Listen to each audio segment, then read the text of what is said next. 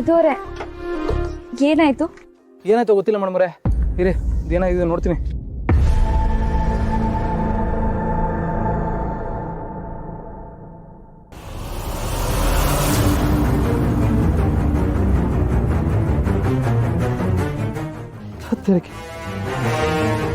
ಈಗೇನ್ ಮಾಡೋದು? Bike start ಆಗ್ಲಿಲ್ಲ ಅಂದ್ರೆ ಪ್ರಾಬ್ಲಮ್ ಆಗ್ಬಿಡುತ್ತಲ್ವಾ? ಮನೆಗೆ ಹೋಗೋ ಅಷ್ಟರಲ್ಲಿ ಲೇಟ್ ಆಗ್ಬಿಡುತ್ತೆ. ಎಲ್ಲ ನಿಮ್ಮಿಂದನೇ. ಬೆಳಿಗ್ಗೆ ಬೇಗ ಬಂದಿದ್ರೆ ಇಷ್ಟೊತ್ತಾಗಲೇ ಮುಗಿಸ್ಕೊಂಡು ಮನೆಗೆ ಹೋಗ್ಬೋದಿತ್ತು.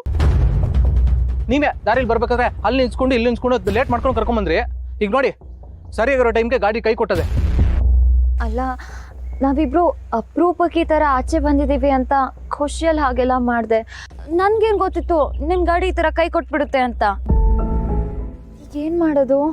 ಏನು ಮಾಡೋದು ಅಂದರೆ, ಮುಂದೆ ಎಲ್ಲಾದ್ರೂ ಗ್ಯಾರೇಜ್ ಇದೆ ಅಂತ ನೋಡೋದು, ಇದ್ರೆ ರಿಪೇರಿ ಮಾಡಿಸ್ಕೊಂಡು ಹೋಗೋದು. ಇಲ್ಲೆಲ್ಲೂ ಮನುಷ್ಯರೇ ಇಲ್ಲ, ಇನ್ನು ಗ್ಯಾರೇಜಲ್ಲಿರುತ್ತೆ. ಒಂದು ವೇಳೆ ಸಿಕ್ಕಿದ್ರು ಅಲ್ಲಿವರೆಗೂ ಬೈಕ್ನ ತಳ್ಕೊಂಡು ಹೋಗೋಕ್ಕಾಗುತ್ತಾ? ಕಾಡಿನ ರಸ್ತೆ ಬೇರೆ, ಯಾರಾದರೂ ಬಂದು ನಮ್ಗೆ ಏನಾದರೂ ಮಾಡಿಬಿಟ್ರೆ ಅಂತ ಭಯ ಆಗ್ತಿದೆ. ಭಯ ಆಗುತ್ತೆ ಅಂತ ಇಲ್ಲೇ ಇರಕ್ಕಾಯ್ತದಾ? ಏನು ಮಾಡೋಕ್ಕಾಗೋದಿಲ್ಲ. ನಿಮ್ಮ ಜೊತೆಲಿ ನಾನು ಇದೀನಿ ತಾನೆ, ಯಾಕೆ ಭಯ ಪಡ್ತೀರಾ? ಏನೂ ಆಗೋಕ್ಕಿಲ್ಲ, ಸುಮ್ಮನೆ ನನ್ನ ಜೊತೆಲಿ ಬನ್ನಿ. ನನಗೇನಾದರೂ ಆಗ್ಬಿಡುತ್ತೆ ಅಂತ ಭಯ ಅಲ್ಲ, ನಿಮ್ಗೇನಾದರೂ ಆದರೂ ನನಗೆ ನೋವಾಗುತ್ತಲ್ವಾ? ಅಷ್ಟಕ್ಕೂ ಧೈರ್ಯ ಇದ್ರೂ ಹೊಸ ಜಾಗ, ಏನಾಗುತ್ತೆ ಅಂತ ಯಾರಿಗೂ ಗೊತ್ತಿಲ್ಲ. ಮೇಡಮ್ ಅವರೇ, ಹಿಂಗೆ ಮಾತಾಡ್ಕೊಂಡು ನಿಂತ್ಕೊಳ್ಳೋ ಬದಲು ಇದನ್ನ ತಳ್ಕೊಂಡು ಹೋಗಿದ್ರೆ ಇನ್ನೊಂದು ದೂರ ಹೋಗ್ಬೋದಾಗಿತ್ತು, ಮುಂದೆ ಏನಿದೆ ಅಂತ ತಿಳ್ಕೊಬೋದಾಗಿತ್ತು. ಬೇಡ ಗೌಡ್ರೆ, ಸುಮ್ಮನೆ ರಿಸ್ಕ್ ತಗೊಳ್ಳೋದು ಬೇಡ. ನಾವು ಮುಂದೆ ಹೋದ್ರೂ ಅಲ್ಲಿ ಗ್ಯಾರೇಜ್ ಸಿಗತ್ತೆ ಅಂತ ಏನು ಗ್ಯಾರಂಟಿ? ನಾವಿವತ್ತು ಇಲ್ಲೇ ಎಲ್ಲಾದ್ರೂ ಉಳ್ಕೊಂಡ್ ಬಿಡೋಣ. ಏನ್ ಹೇಳ್ತಿದ್ದಾರೆ ಮೇಡಮ್ ಅವರೇ? ಇಲ್ಲಿ ಎಲ್ಲಿ ಅಂತ ಉಳ್ಕೊಳ್ಳೋಣ? ಸುತ್ತಮುತ್ತ ಬರೀ ಕಾಡೆ ಅದೇ, ಉಳ್ಕೊಳಕ್ ಮನೆಯಲ್ಲಿದೆ. ನಾವು ಬರೋವಾಗ ನಾನಲ್ಲೊಂದು ಮನೆ ನೋಡಿದೆ, ತುಂಬಾ ದೂರ ಏನಿಲ್ಲ, ನಾವು ಅಲ್ಲಿ ಹೋಗಿ ಉಳ್ಕೊಳ್ಳೋಣ. ಈ ಮನೇಲಿ ಇರೋದಕ್ಕಿಂತ ಕಷ್ಟ ಆದ್ರೂ ಪರವಾಗಿಲ್ಲ, ಗಾಡಿನ ತಳ್ಕೊಂಡು ಹೋಗ್ಬಿಡಮ್ಮ, ಬನ್ನಿ. ಗೌಡ್ರೆ, ಜನನಾಯಕ ಅಂತೀರಾ, ನಾಳೆ ದಿನ ಜನತಾ ದರ್ಶನ ಮಾಡ್ಬೇಕಾದ್ರೆ ಈ ಥರ ಒಂದು ಮನೆಗೆ ಬರಬೇಕು ಅಂದ್ರೆ ಏನ್ ಮಾಡ್ತೀರಾ? ಬರಲ್ಲ ಅಂದ್ಬಿಡ್ತೀರಾ? ರೀ, ಅಲ್ಲಿ ಜನಗಳು ಇರ್ತಾರ ಕಣ್ರಿ, ಇಲ್ಲಿ ಒಂದೇ ಒಂದು ನರ್ಪಿಳೇನು ಇಲ್ವಲ್ಲ? ಯಾಕೆ, ನಾನು ನಿಮ್ಮ ಜೊತೆಲಿ ಇಲ್ವಾ? ಅದೇ ನನಗೂ ಭಯ ಆಯ್ತಿರೋದು. ನೀವು ಆಡ್ತಿರೋದು ನೋಡ್ತಿರೆ ಯಾವ ಕ್ಷಣದಲ್ಲಿ ಏನಾಯ್ತದೋ ಅಂತ ಭಯ ಆಯ್ತದೆ. ಹಲೋ, ಯಾಕೆ ಸಿದ್ದೋರೆ ಸೈಲೆಂಟ್ ಆಗ್ಬಿಟ್ರಿ? ಏನೂ ಇಲ್ಲ ಬಿಡಿ.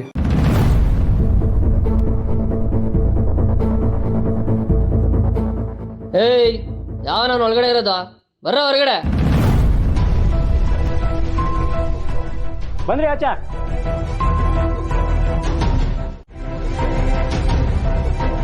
ಊರಣ ಹೊರಡೆ ಹೋಗಿದ್ದು.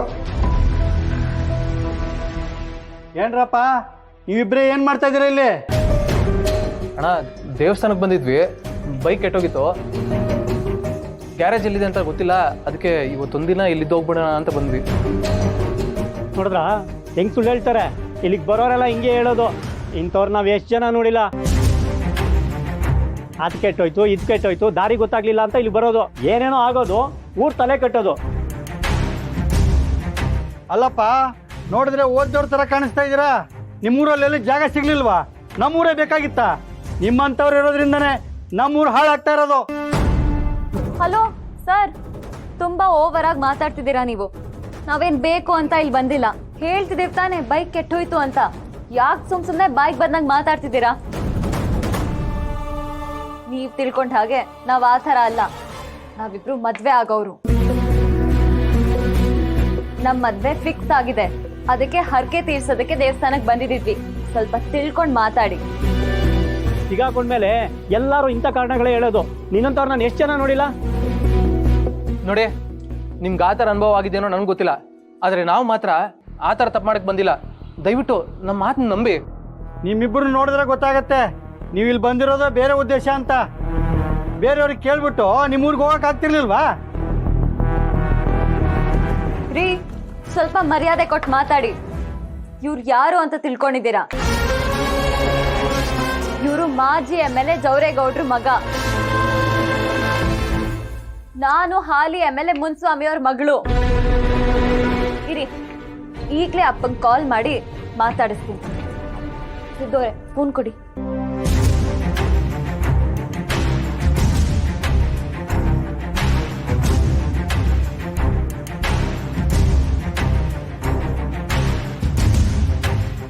The number you are trying to call is currently switched off.